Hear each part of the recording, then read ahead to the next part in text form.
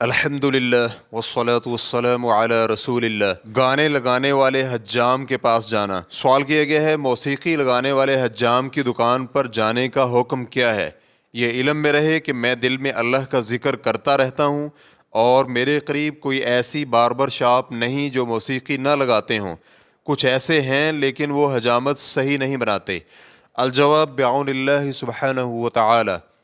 ایسے لوگوں کے پاس جا کر آپ کے لیے موسیقی سننا جائز نہیں ہے، بلکہ آپ پر واجب اور ضروری ہے کہ جب وہ موسیقی کی آواز اونچی کریں اور آپ دکان میں موجود ہوں تو انہیں حکمت اور اچھی نصیحت کے ساتھ ایسا کرنے سے منع کریں۔